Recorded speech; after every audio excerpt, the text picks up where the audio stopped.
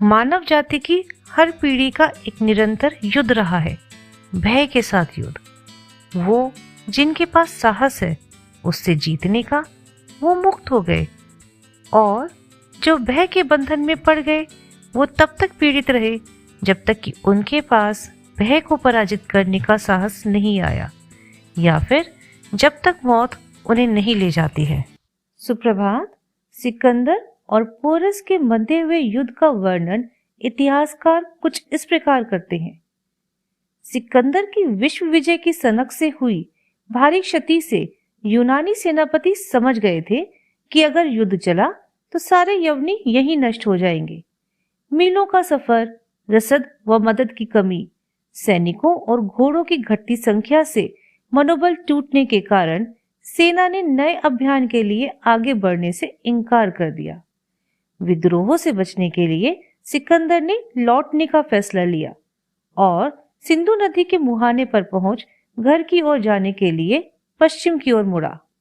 सिकंदर ने झेलम के दूसरी ओर पड़ाव डाला। सेना का एक भाग झेलम नदी के द्वीप पर पहुंचा। पुरु के सैनिकों ने उनका पीछा कर यूनानी सैनिकों को मार डाला। बचने के लिए नदी में कूदे सैनिक उसी में डूब गए। बाकी बची अपनी सेना के साथ सिकंदर रात में नाव द्वारा हरनपुर से 60 किलोमीटर ऊपर की ओर पहुंच नदी को पार किया। वहां हुए भयंकर युद्ध में पुरु का बड़ा पुत्र वीरगति को प्राप्त हुआ। सिकंदर भागा, पर उस रास्ते से नहीं जहां से आया था। उसे क्षात्र या जाट प्रदेश के खतरनाक रास्ते से गुजरना पड़ा। जाट प्रदेश में पहुंचते ही सिकंदर का सामना जाट और पंजाबी वीरों से सांगल क्षेत्र में हो गया। उसकी अधिकतर पलटन का सफाया जाटों ने कर दिया। भागते हुए सिकंदर पर एक जाट सैनिक ने बर्छा फेंका, जो उसके वक्ष कवच को बीनता हुआ पार हो गया।